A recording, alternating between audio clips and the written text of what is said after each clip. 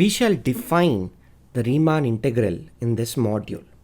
The approach we take is due to Darboux, which is polished and refined version of Riemann's original construction. Without further ado, let's first set things up. So throughout f from closed interval ab to r is a bounded function. It's a bounded function.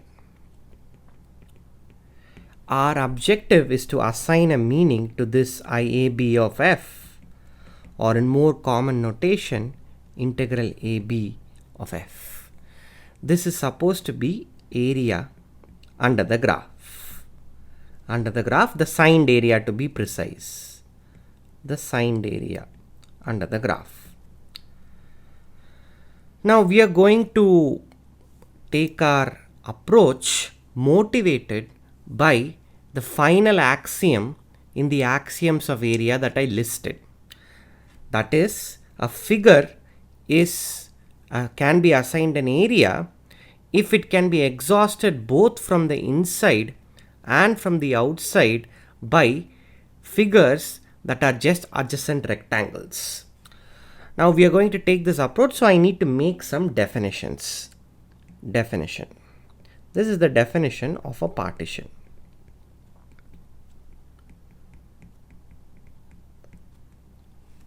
So a partition P of closed interval AB is just a finite subset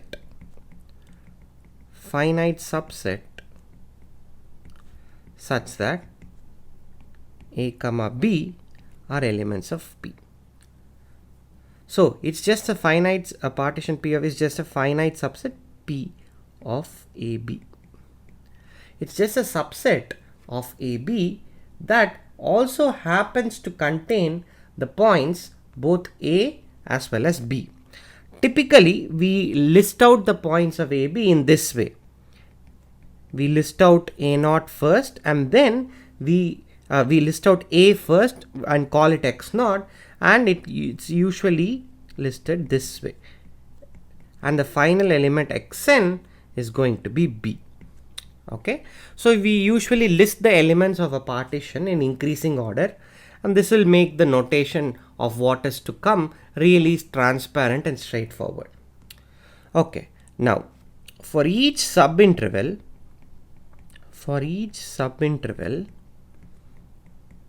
x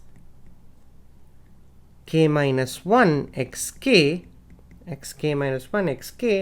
we define the lower sum with respect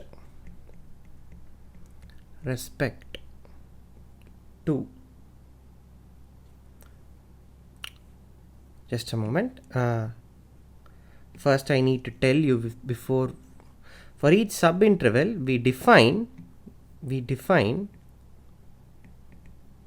small mi to be infimum of f of x as x runs through. So let me use precise notation. It's just infimum f of x such that x coming from xk minus 1 xk, and capital Mi is just the supremum of f of x as x runs through xk minus 1 xk. Okay, so these should actually be small mk and capital Mk, because k is the variable that I have used as the running index. So on each subinterval you look at the supremum and the infimum of the values of the function f and call it small mk and capital Mk. Now we define the Darboux upper sum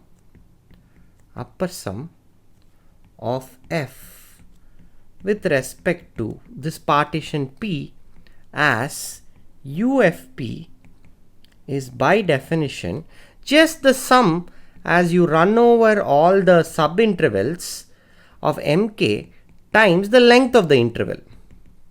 Mk times xk minus 1. This xk minus xk minus 1 quantity, which is the length of the subinterval, will occur so frequently that we will just abbreviate it as delta xk. Okay. Similarly, the Darboux lower sum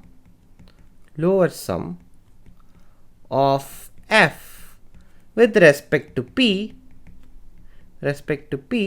is L of fp is by definition just summation k equals 1 to n small mk times xk minus 1.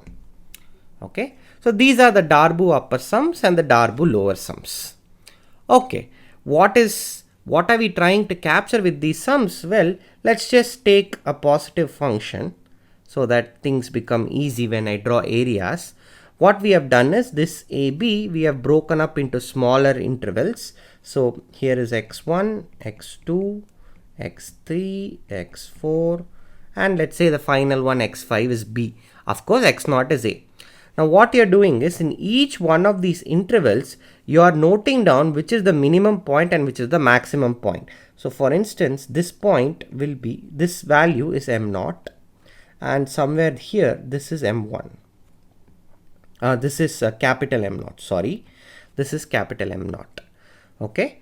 So what you do is you draw two rectangles, one with the one of the sides being of length small m0, the other side is of course of length, I should go all the way, the other side is of length of course x1 minus x0, which is just x1 minus a, and then for the second you use this maximum point, the length of the maximum thing, that is capital M0, so you draw this second rectangle. Okay. So similarly you do for all the other subintervals also. For instance, this subintervals, this is sort of the minimum, okay, and the maximum is sort of this. I hope the picture is not too confusing. So essentially what this gives us is this figure that comprise adjacent rectangles. You will get two pairs, you will get a pair of figures, one comprising the maximum points and the other corresponding to the minimum points. And it is intuitively clear that this adjacent rectangles formed by taking the maximums will sort of contain the graph, the area under the graph of the function f, whereas those corresponding to the minimums will sort of be contained within the graph, within the area under the graph, the region under the graph. Okay, so this is sort of mimicking the idea in the final axiom of the definition of area. Okay, now we immediately have this very simple proposition.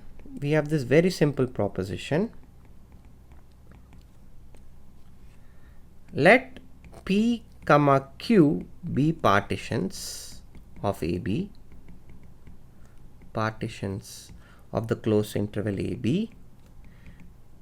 Then this L of Fp is less than or equal to U of Fq. No matter what partitions you take, the lower sum with any partition will always be less than or equal to the upper sum with any other partition. It doesn't really matter. Proof. Now, this should be obvious to you. L of Fp is always less than or equal to U of Fp. That simply follows straight from the definitions. At each subinterval, you are choosing the minimum values for L of Fp, whereas you are choosing the maximum values for U of Fp. So this inequality that L of Fp is less than or equal to U of Fp is obvious. Okay. Now, what we will do is both P and Q are partitions are partitions and therefore finite sets. Therefore finite sets.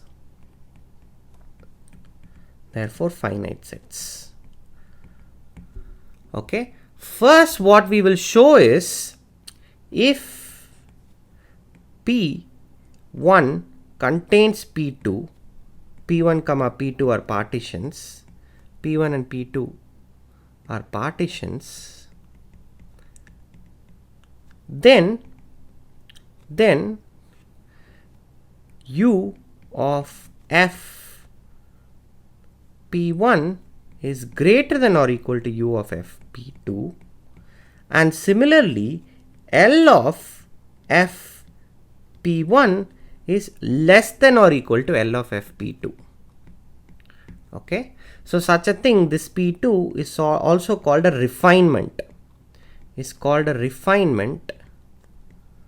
of P1 for obvious reasons. The terminology here is very intuitive and visual. If one partition contains another partition, we say that the larger partition is a refinement of the smaller partition.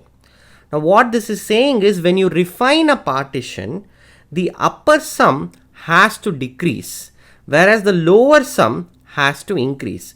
Why is this the case? Well, let us just see, as I remarked, all these partitions are finite sets. Let us consider a partition P1 and its refinement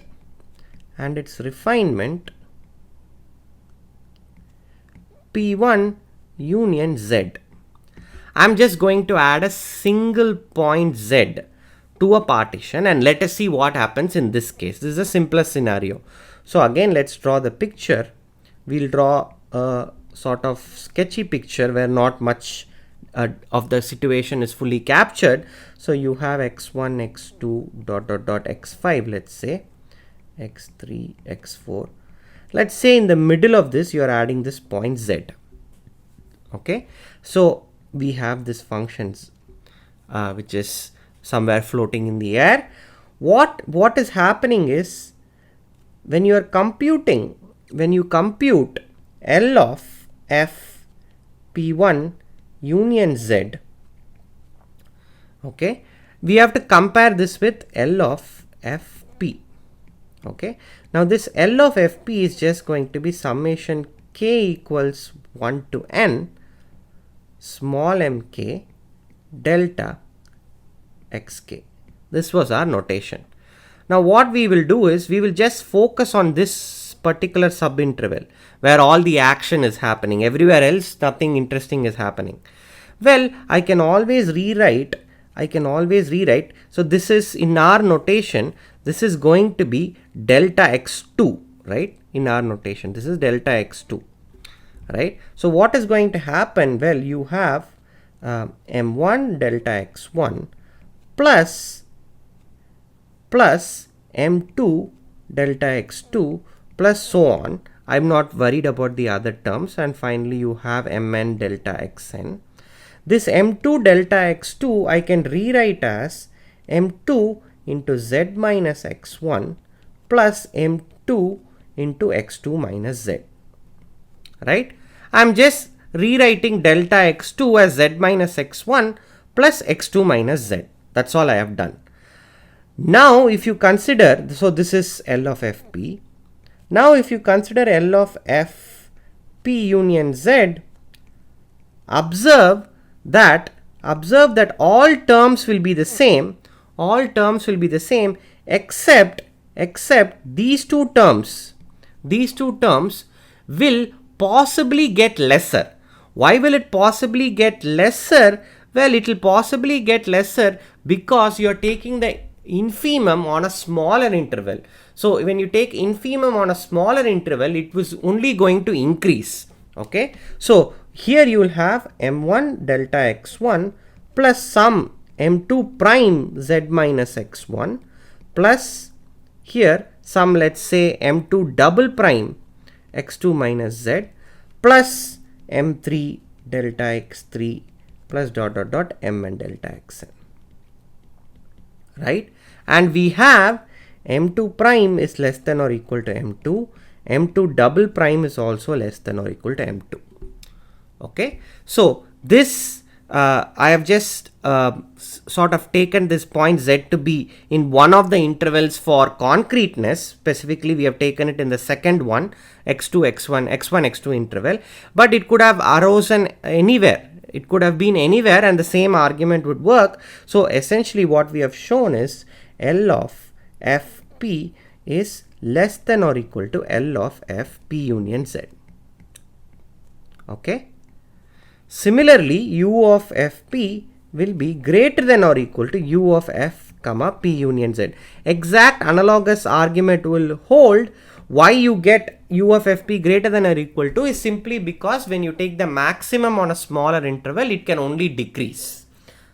Okay, not the maximum, the supremum. When you take the supremum on a smaller interval, it can only decrease. So we have these two inequalities. So we have essentially proved this particular claim that when you consider a refinement, the upper sums will have to decrease and the lower sums will have to increase. We have just proved it for one point, but if P1 is subset of P2, P2 can be obtained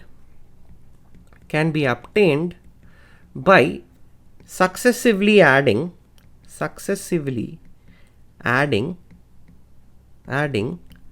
single points. Right? You keep adding one point at a time. By induction, it follows that L of F P1 is going to be greater than or equal to L of F, Fp1 will be less than or equal to L of Fp2, and U of Fp1 will be greater than or equal to U of Fp2. Induction an easy argument through induction finishes this proof that the lower sums will have to increase and the upper sums will have to decrease when you do a refinement.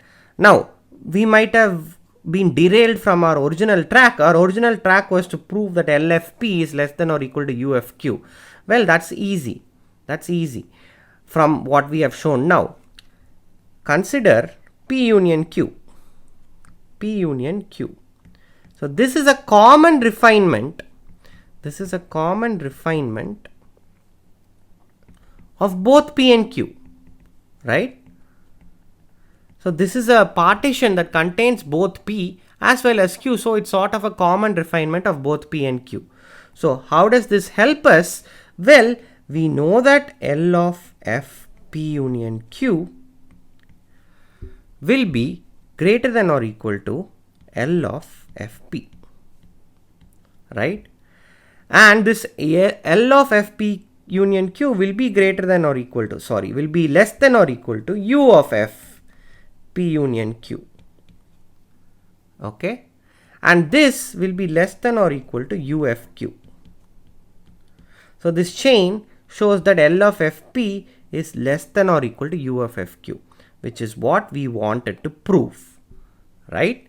So essentially this argument was, we know the behavior of each one of these sums LFP and UFQ when you refine a partition, but the refinement allows us to compare LFPs and LFP union Q and UFP union Q and UFQ. Combining all these inequalities together, we get a proof. Okay, so what this suggests is, as you keep adding more and more points,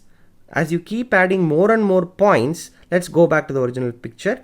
As you keep adding more and more points, what is intuitively happening is that these regions that are enclosed within the area under the graph, these small rectangles that we have used, they will become larger and larger, whereas the rectangles on the outside will become smaller and smaller, right? So this is sort of mimicking what was there in the final axiom of the axiomatic characterization of area. So you expect that when you add more and more points, these approximations get better and better. So now the next definition should not be a shocker at all. Definition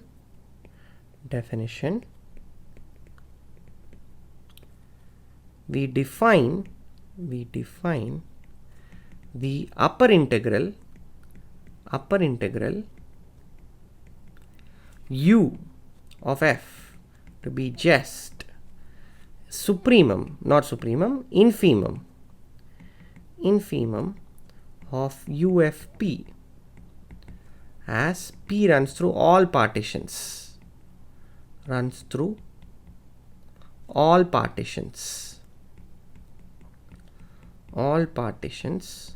of AB.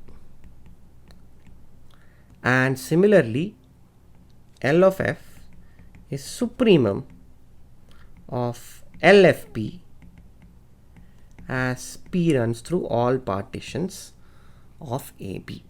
Okay. Now, when do you say the function f is integrable? Well, let's highlight it as another definition. The definition of the Riemann integral.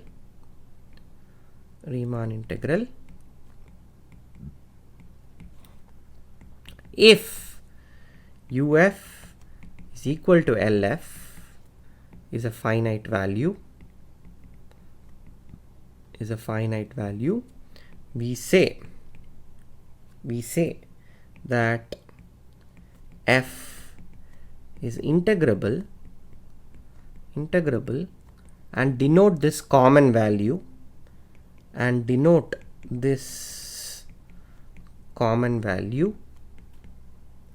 by integral a to b f.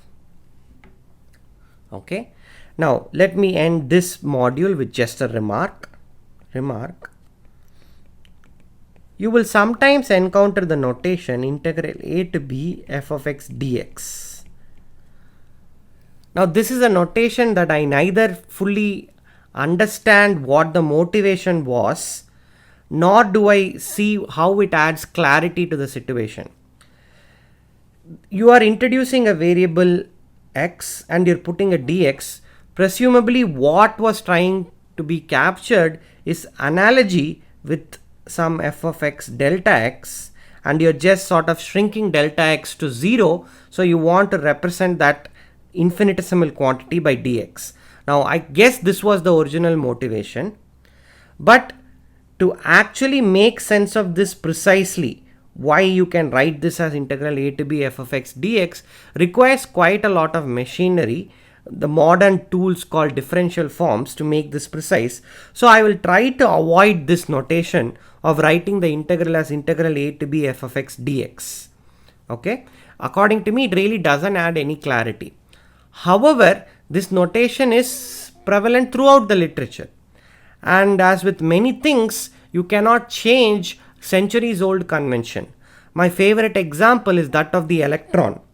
Why would you call the charge of the electron negative? The correct convention should be that the electron should be positively charged. After all of electricity is just movement of electrons, not of some positively charged quantities.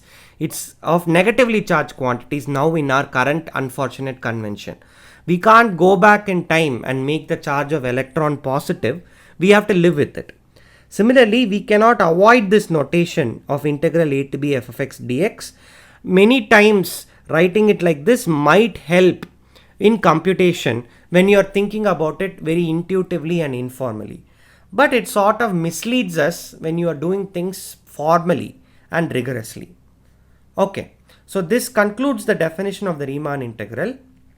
In the next few modules, let us see how do we determine whether a function is Riemann integrable, whether the Riemann integrable satisfies those two properties that we had listed as a characterization of the integral. If it doesn't, then this whole exercise would have been futile. So we will see all that in the coming modules. This is a course on real analysis, and you have just watched the module on the definition of the Riemann integral.